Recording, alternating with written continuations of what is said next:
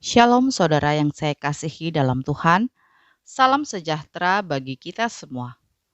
Terima kasih untuk semua saudara yang telah setia mengikuti channel Kristen ini.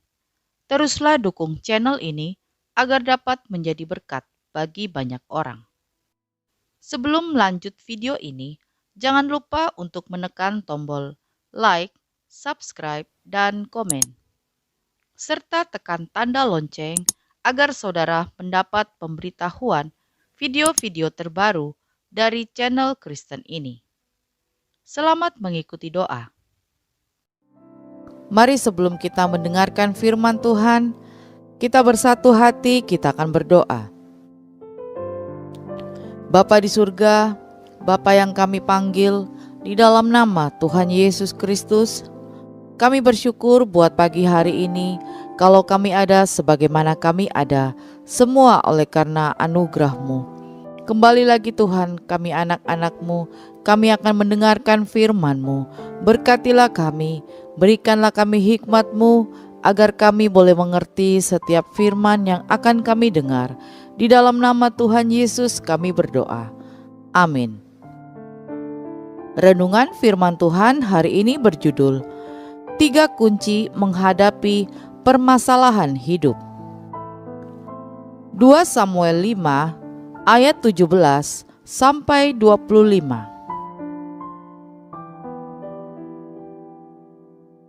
Daud memukul kalah orang Filistin. Ketika didengar orang Filistin bahwa Daud telah diurapi menjadi raja atas Israel, maka majulah semua orang Filistin untuk menangkap Daud. Tetapi Daud mendengar hal itu, lalu ia pergi ke kubu pertahanan.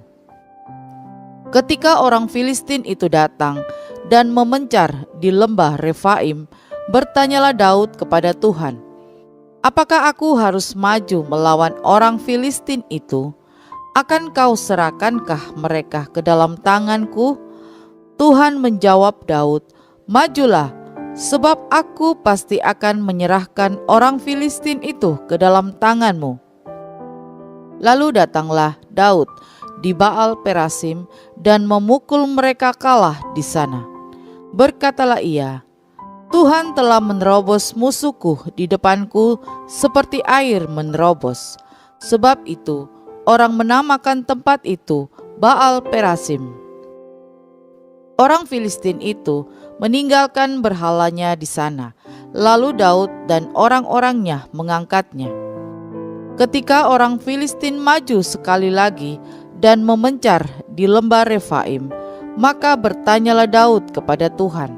Dan ia menjawab, "Janganlah maju, tetapi buatlah gerakan lingkaran sampai ke belakang mereka, sehingga engkau dapat menyerang mereka dari jurusan pohon-pohon kertau. Dan bila engkau mendengar bunyi derap langkah di puncak pohon-pohon kertau itu, maka haruslah engkau bertindak cepat, sebab pada waktu itu Tuhan telah keluar berperang di depanmu untuk memukul kalah tentara orang Filistin." Dan Daud berbuat demikian seperti yang diperintahkan Tuhan kepadanya. Maka ia memukul kalah orang Filistin mulai dari Geba sampai dekat Geser. Saudaraku yang saya kasihi, tidak seorang pun di dunia ini, baik itu anak-anak, orang muda, orang tua, kaya ataupun miskin, yang tidak pernah menghadapi masalah selama hidupnya. Semua orang pasti sedang atau pernah menghadapi masalah, sehingga dapat dikatakan masalah adalah bagian dari kehidupan. Yang menjadi hal terpenting dalam menghadapi masalah adalah bagaimana respon atau sikap orang terhadap masalah yang sedang dihadapi. Ada berbagai sikap ketika menghadapi masalah. Ada yang menghadapinya dengan bersungut-sungut, dengan cara menyalahkan orang lain, dan ada pula yang menyalahkan Tuhan. Ada pula yang menghadapi dengan mengintrospeksi diri. Dalam pembacaan firman yang sudah kita baca tadi, ada 3 sikap yang dapat dipelajari dari pribadi Daud ketika ia diperhadapkan pada suatu masalah berat yang dapat mengancam nyawanya. 3 sikap itu adalah: yang pertama, Daud berkonsultasi dengan Tuhan. Ketika Daud menyadari bahwa ia sedang dalam masalah, ia datang kepada Tuhan. Daud menghadap kepada Tuhan dan mencurahkan isi hatinya kepada Tuhan. Daud mau mengandalkan Tuhan dan bukan tentaranya. Daud memang memiliki pasukan perang yang secara manusiawi sanggup untuk melawan musuh, namun ia tidak mengandalkan pasukannya, melainkan Tuhan yang pertama kali ia datangi minta pertolongan. Daud tidak mengandalkan fasilitas perang maupun pengalaman dalam berperang, namun ia mengandalkan Tuhan. Daud menceritakan masalahnya kepada Tuhan, bukan kepada manusia. Daud mau melibatkan Tuhan di dalam setiap permasalahannya. Daud yang sudah diurapi sebagai raja mempunyai pasukan perang yang sangat kuat. Tetapi mengapa Daud berkonsultasi dengan Tuhan? Ada beberapa alasan yang membuat Daud mencurahkan isi hatinya kepada Tuhan. Yang pertama, karena Daud percaya Tuhan Maha Tahu. Yang kedua, Daud percaya bahwa Tuhan berkuasa dan mampu mengalahkan musuh. Yang ketiga, Daud percaya bahwa Tuhan tidak pernah berbohong. Kemudian, hal yang kedua, sikap Daud saat menghadapi permasalahan adalah Daud tidak bersungut-sungut ketika menghadapi masalah. Daud tidak bersungut-sungut ketika masalah yang sama datang. Di saat Daud harus menghadapi permasalahan yang sama, Daud tidak bertanya, "Mengapa ini harus terjadi, Tuhan?" Daud tidak menyalahkan Tuhan. Daud pun tidak menyalahkan pasukannya atau orang lain, tetapi dia tetap percaya dan minta pertolongan dari Tuhan, walaupun persoalan terus-menerus menyerang kehidupannya.